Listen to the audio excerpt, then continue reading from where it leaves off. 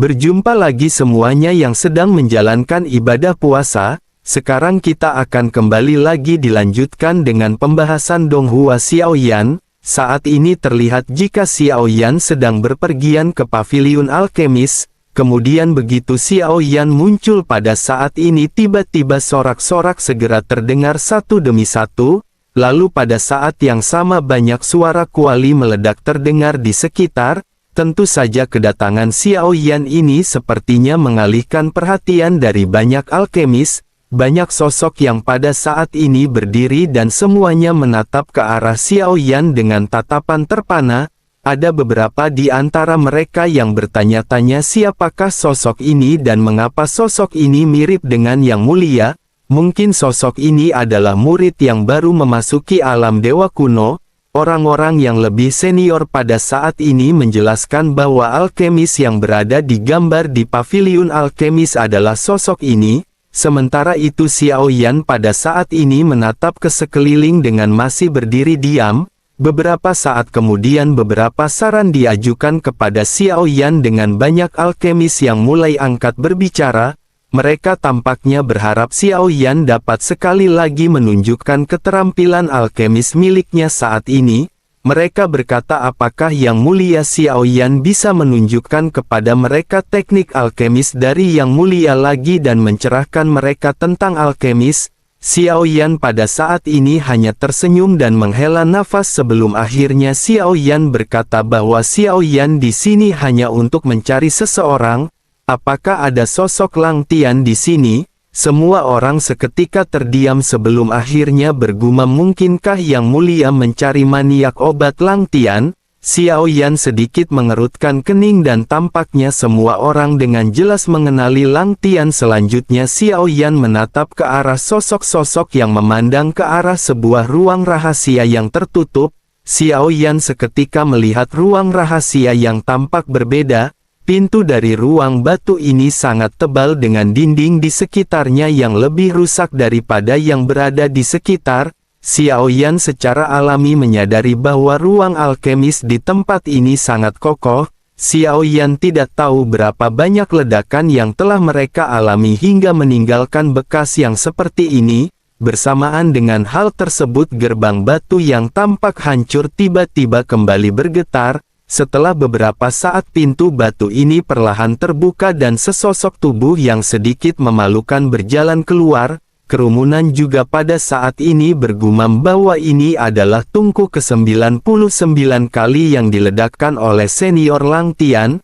Tidak ada yang berani bertanya jenis ramuan apa yang sedang disempurnakan oleh senior Lang Tian. Xiaoyan pada saat ini menatap ke arah sosok yang berjalan keluar dan mata Xiaoyan sedikit menyipit. Lang Tian di depan Xiaoyan sudah tidak lagi muda, dirinya memiliki rambut putih dengan janggut panjang dan dirinya benar-benar menua seperti manusia. Sementara itu suara Lang Tian juga pada saat ini tampak terdengar serak dan rendah ketika dirinya mulai berbicara. Dirinya berteriak mengapa mereka semua membuat keributan di sini dan mengganggunya saat dirinya sedang memurnikan pil. Xiaoyan menatap ke arah Lang Tian yang tampak benar-benar seperti seorang senior, tatapan matanya tampak agung. Xiaoyan sedikit mengangguk karena Lang Tian benar-benar sosok yang cocok untuk dijadikan senior di paviliun pemurnian obat. Xiaoyan pada akhirnya menghela nafas dan mengangkat kepalanya ketika menatap ke arah lelaki tua yang baru saja keluar. Sambil sedikit tersenyum Xiaoyan memanggil dengan lembut nama Lang Tian. Suara yang familiar itu langsung membuat Lang Tian menoleh dan matanya tiba-tiba bersinar terang. Lang Tian bergegas turun dan memeluk Xiaoyan erat-erat sambil memanggil Tuan Muda Xiaoyan. Keduanya sudah lama sekali tidak bertemu dan Lang Tian sangat merindukan Xiaoyan meskipun waktu di tim Fearless telah berlalu selamanya. Itu adalah kenangan yang indah bagi semua orang di tim Fearless.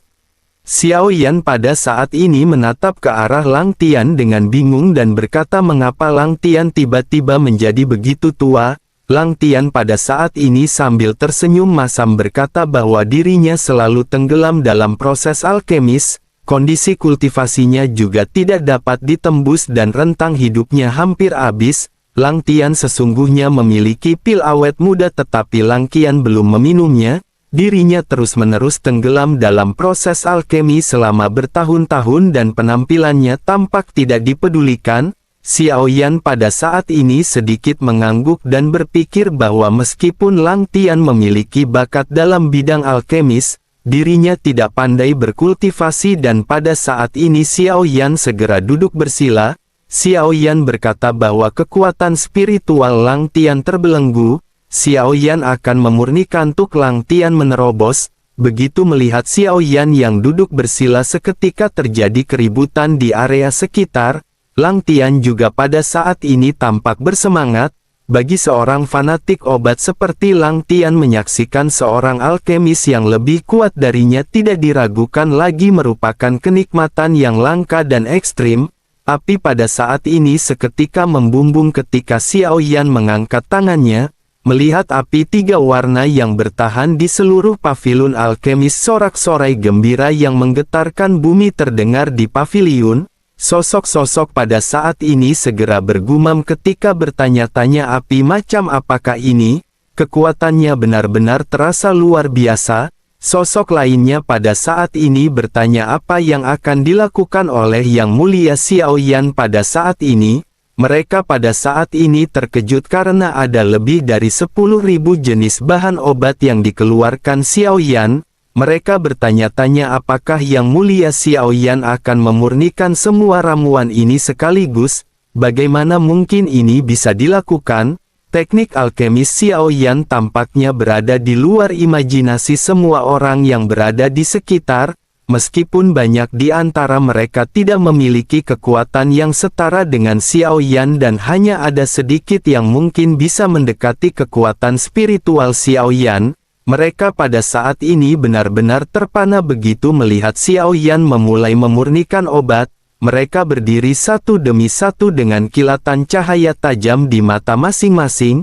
Mereka juga pada saat ini melakukan percakapan. Para alkemis top di aula alkemis bergumam bahwa api yang mereka miliki juga dapat dianggap sebagai api langka dari surga dan bumi. Kekuatan api yang mereka juga mencengangkan. Namun jika dibandingkan dengan api yang mulia Xiao Yan, api mereka sama sekali tidak berarti. Salah seorang lainnya bergumam dalam pemurnian obat ini ada banyak bahan obat yang membutuhkan banyak waktu untuk dimurnikan. Tetapi semuanya meleleh dalam sekejap dan apakah 3 warna api yang berbeda ini? Mungkinkah ini adalah 3 warna api yang berasal dari surga dan bumi? Menanggapi hal tersebut salah seorang lainnya pada saat ini berkata bahwa api ini bukanlah satu jenis melainkan terdiri dari 3 jenis api. Api ini memiliki warna hitam, putih dan ungu kemerahan. Dikabarkan bahwa reinkarnasi yang mulia memiliki jantung api dan mungkinkah ketiganya ini adalah jantung api? Jika begitu permasalahannya menurut catatan dalam buku-buku kuno, warna yang sesuai dengan api ini adalah api keabadian, api putih dan 10.000 api iblis. Begitu perkataan ini terdengar semua orang pada saat ini melotot menatap ke arah Xiao Yan. Sebagai seorang alkemis tentu saja mereka mengetahui mengenai jenis api yang berada di dunia. Mereka juga tahu bahwa untuk mendapatkannya mereka tidak hanya membutuhkan kekuatan tetapi juga kesempatan langka. Oleh karena itu di mata mereka kemampuan alkemis Xiao Yan ini bagaikan pertunjukan yang megah. Keahlian alkemis Xiao Yan ini begitu halus dan benar-benar sulit untuk bisa ditiru oleh mereka. Setelah beberapa saat ramuan dalam api itu pun mengeluarkan aroma ramuan yang begitu harum, namun Xiao Yan kembali memurnikannya karena Xiao Yan ingin meningkatkan kualitas ramuan. Sosok-sosok yang berada di sekitar pada saat ini terkejut dengan langkah yang diambil oleh Xiao Yan. Dengan semakin banyaknya orang di paviliun alkemis pada saat ini suasana benar-benar menjadi semakin riuh. Mereka juga menyadari bahwa pemurnian berkelanjutan seperti ini benar-benar akan menjadi semakin sulit setiap saat. Terlebih lagi pil ini juga tidak memiliki resep karena ini merupakan pil yang diciptakan oleh Xiao Yan. Dengan kemampuan Xiao Yan saat ini dan keakrabannya dengan semua bahan obat di dunia, membuat pil setingkat ini bukan lagi permasalahan bagi Xiao Yan, hanya saja memurnikannya membutuhkan energi dan waktu bagi Xiao Yan, tetapi agar Lang Tian dapat menerobos ke tingkat suci setelah menelannya, Xiao Yan akan memurnikan pil ini sesempurna mungkin. Setelah memurnikannya berulang kali mereka melihat retakan muncul pada pil tersebut. Jika mereka di posisi Xiao Yan mereka pasti sudah menyerah sejak lama dan pil akan hancur, begitu juga dengan kuali yang meledak. Namun pendekatan yang dilakukan oleh Xiao Yan ini justru sebaliknya. Setiap kali ramuan ini mencapai batasnya, Xiao Yan tidak berhenti tetapi terus melanjutkannya. Mereka semua tidak tahu bagaimana Xiao Yan melakukan hal ini dan mereka hanya bisa melihat bahwa ramuan dalam api itu akhirnya disempurnakan menjadi ramuan suci. Seluruh permukaan ramuan ini juga bagaikan kaca berwarna dan tampaknya mengandung cahaya bintang yang perlahan melayang di depan Xiao Yan. Xiao Yan pun mengangkat jarinya dan melambaikannya dengan ringan sebelum akhirnya pil suci tersebut seketika terbang ke arah Lang Tian.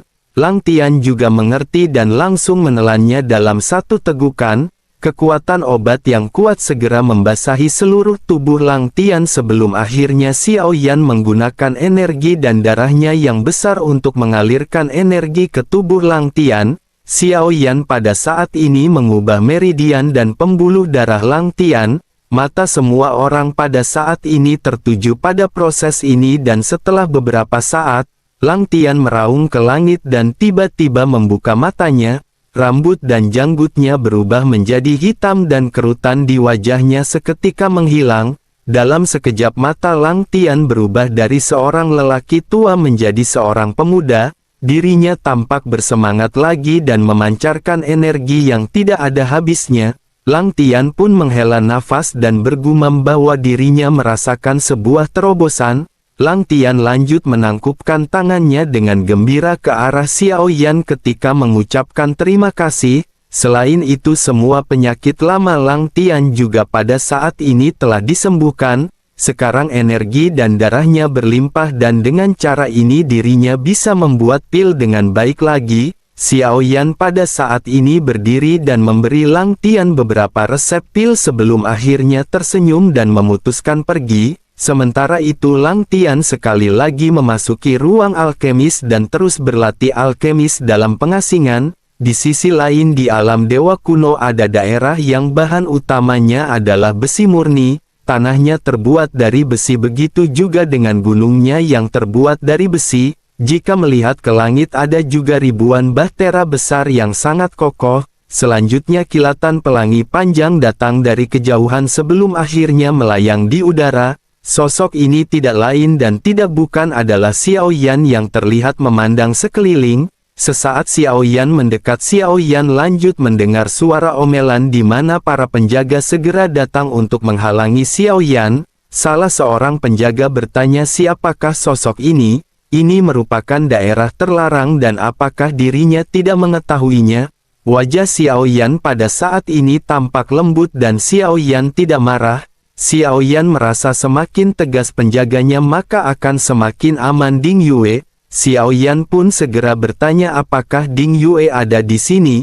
Penjaga itu pun segera menjelaskan bahwa Nona Ding Yue sedang sibuk. Xiao Yan sedikit tersenyum dan segera berkata sebaiknya mereka tolong beritahu Ding Yue bahwa Xiao Yan datang untuk menemuinya.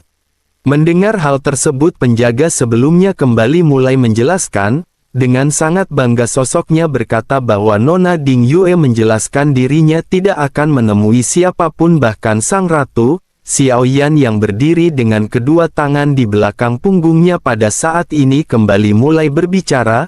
Bersama dengan hal tersebut tekanan kuat juga terpancar dari tubuh Xiao Yan. Xiao Yan berkata bahwa Ding Yue mungkin tidak ingin menemui yang mulia ratu, tetapi dirinya pasti akan menemui sosok Xiao Yan. Oleh karena itu pada saat ini tolong beritahu Ding Yue mengenai kedatangan Xiao Yan. Ekspresi pengawal ini pun berubah dan dirinya memutuskan untuk pergi melapor kepada Ding Yue. Setelah beberapa saat Ding Yue pada akhirnya muncul mengenakan jubah compang camping dengan senyuman di wajahnya. dirinya seketika mendekat dan langsung menepuk bahu Xiao Yan dengan riang ketika menyapa Xiao Yan. Ding Yue lanjut berkata, ternyata Tuan Xiao Yan telah kembali, mengapa dirinya sama sekali tidak memberitahu Ding Yue? Xiao Yan dengan ekspresi tidak senang segera berkata, bukankah dirinya baru saja memberitahu Ding Yue? Ding Yue pada saat ini hanya bisa tersenyum masam. Dirinya lanjut berkata bahwa akhir-akhir ini dirinya benar-benar terlalu sibuk. Ding Yue lanjut menggaruk kepala belakangnya dan segera mengubah topik pembicaraan. Ding Yue berkata bahwa dirinya mendengar di bawah kepemimpinan dari Tuan Muda Xiao Yan, mereka meraih kemenangan besar atas Taiksu dan menyingkirkan semua serangga itu. Xiao Yan sedikit menghela nafas sebelum akhirnya menjelaskan bahwa ini memang merupakan suatu hal yang bagus. Selain itu mereka juga mendapatkan banyak produk teknologistik dari Taiksu yang sedang dalam perjalanan kembali. Ding Yue seketika tampak terlihat senang begitu mendengar apa yang dikatakan oleh Xiao Yan. Teknologistik Taiksu jauh lebih maju jika dibandingkan dengan Sensi.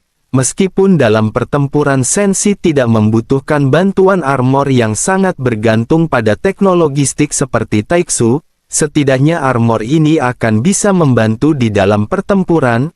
Jika Sensi bisa menguasainya maka mereka benar-benar akan mendapatkan nilai lebih.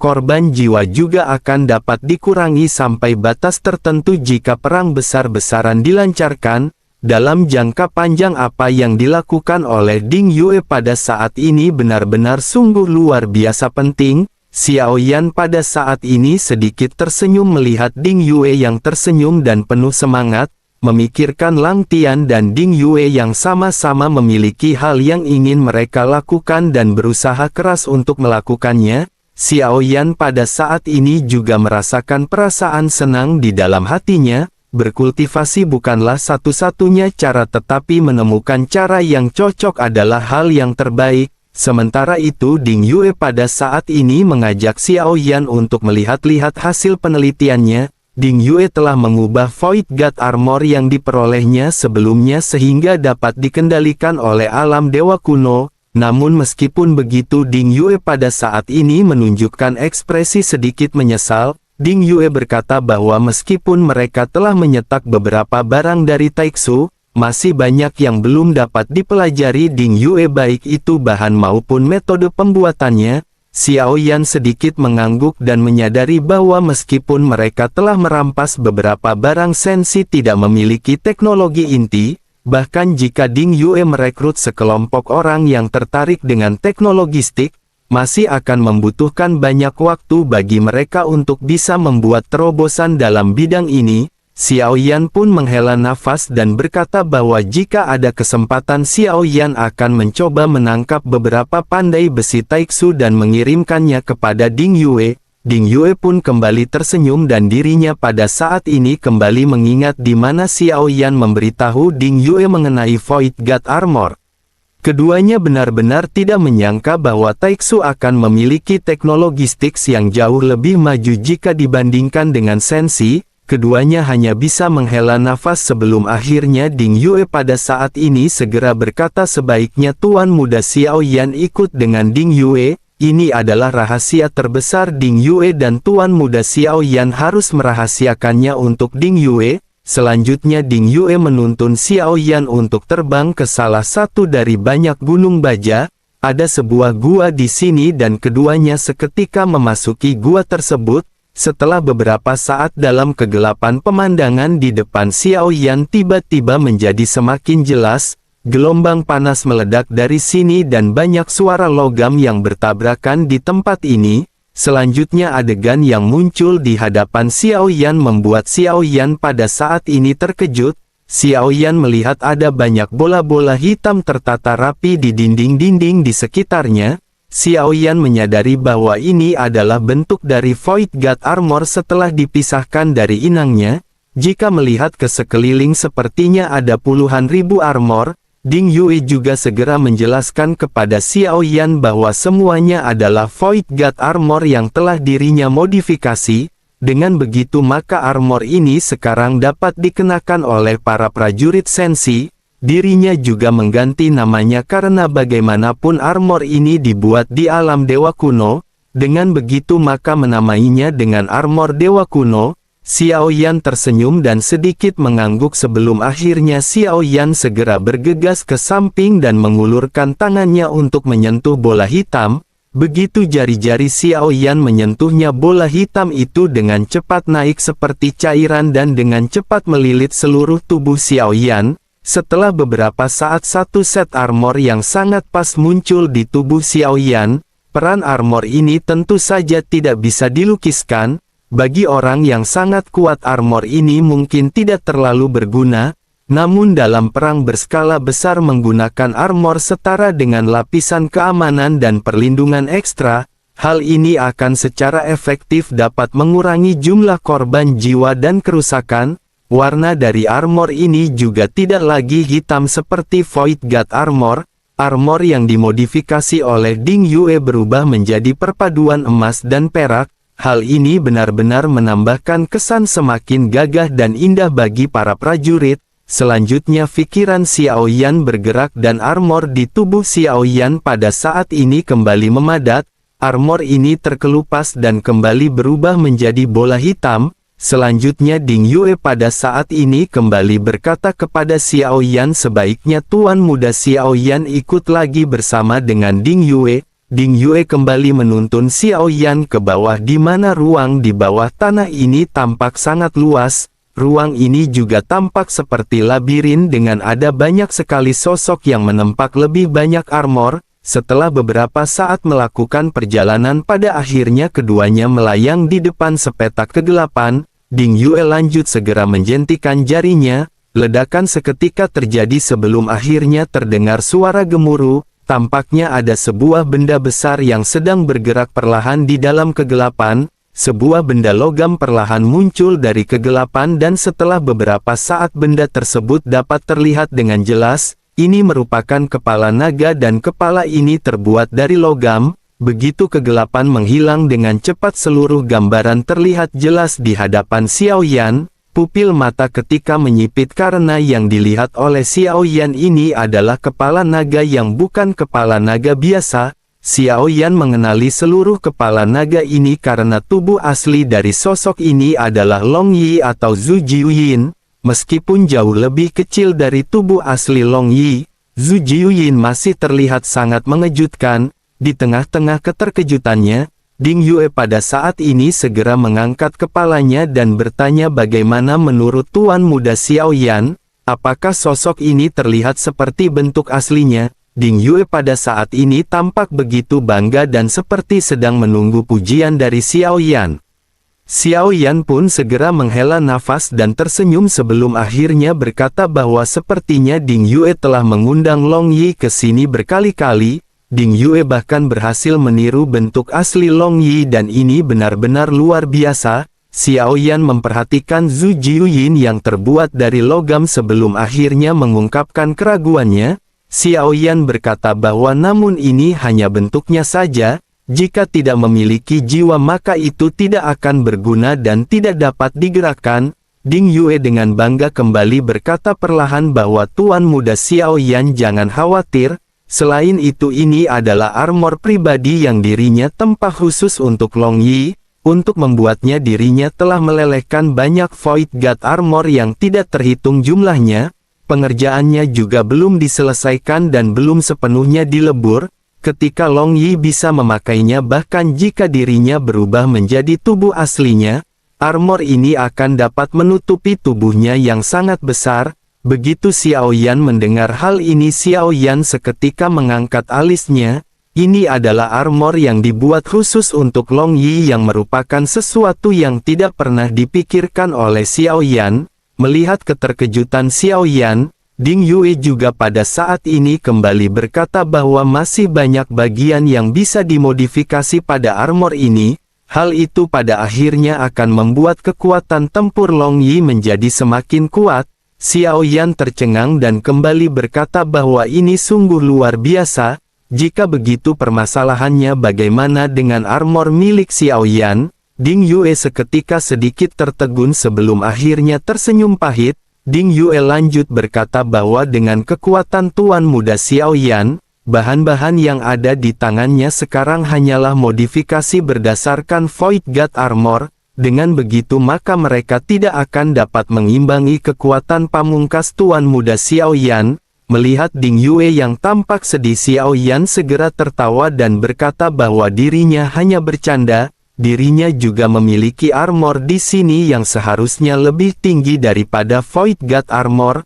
Mari mereka melihat apakah itu bisa memberi Ding Yue beberapa wawasan. Begitu selesai berbicara, pikiran Xiao Yan bergerak dan armor yang dibentuk oleh nomor 8 seketika keluar. Armor ini dibuat sesuai dengan kebutuhan Xiao Yan dan kekuatannya tidak perlu diragukanlah lagi. Armor ini tidak bisa dibandingkan dengan Void God Armor milik Taixu, namun sekarang Xiao Yan memiliki tubuh dewa asli dan Xiao Yan jarang menggunakan armor tersebut, oleh karena itu akan lebih baik memberikan armor tersebut kepada Ding Yue terlebih dahulu dan biarkan Ding Yue melihat bagaimana cara pembuatannya. Begitu melihat armor yang diserahkan oleh Xiao Yan, mata Ding Yue juga pada saat ini tiba-tiba bersinar terang. Kemudian Ding Yue tanpa sadar bergumam bahwa armor ini sangat indah, bahannya bukan vibranium dan sepertinya bahannya lebih bagus daripada vibranium. Bahkan tidak hanya itu saja, karena ternyata di setiap garis di atasnya memiliki segel, jadi segel ini adalah satu set armor yang sangat sempurna untuk digunakan oleh Pak De Yanto dalam berburu takjil.